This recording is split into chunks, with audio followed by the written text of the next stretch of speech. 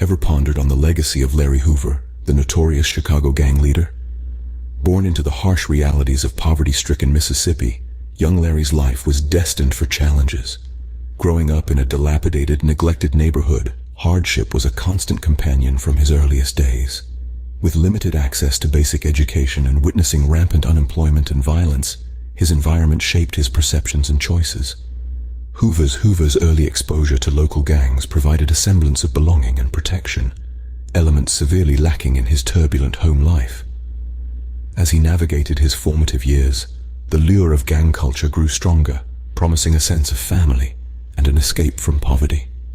Drawn deeper into this complex web as a teenager, Hoover's choices began to mirror the harsh environment around him. The allure of gang affiliation, coupled with his ambitious nature, influenced his trajectory deeply. His journey encapsulates both the struggles and the controversial impacts of his actions. Transitioning from Mississippi to the bustling streets of Chicago marked a pivotal moment in his life. Born into adversity, Larry Hoover's life took a dramatic turn after his move to the Windy City. Chicago, a city renowned for its architecture and deep dish pizza, became the breeding ground for Hoover's rise in gang culture. Hoover's ascent to the top of the gangster disciples was marked by cunning strategy and ruthless determination. His leadership style was both feared and respected, as he ruled with an iron fist, yet maintained a level of charisma that kept his followers loyal. His position of power was not without its dark side. Hoover's reign was synonymous with a surge in criminal activities that left a lasting imprint on the Windy City. From drug trafficking to violent crimes, the gangster disciples under Hoover's command were at the forefront. The city and its residents bore the brunt of these actions, living under the shadow of fear and uncertainty. Under Hoover's reign, the gangster disciples morphed into one of the largest and most powerful gangs in the United States. The long arm of the law finally caught up with Hoover in 1973.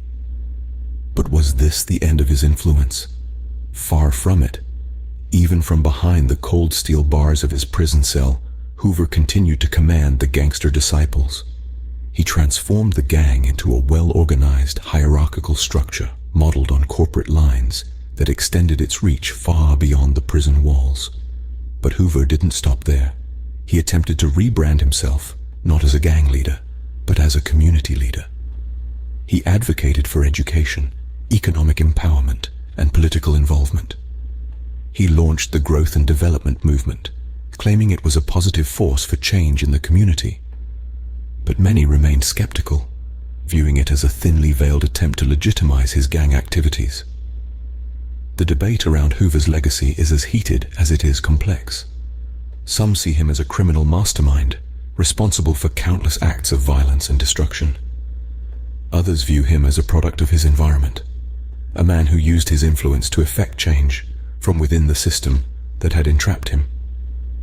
The controversy surrounding his potential release further complicates the discussion. Advocates argue that after 5 decades behind bars, Hoover has paid his debt to society. Detractors, however, insist that his release would signal a dangerous precedent. Larry Hoover, a man of many faces, gang leader, prisoner, self-proclaimed community leader.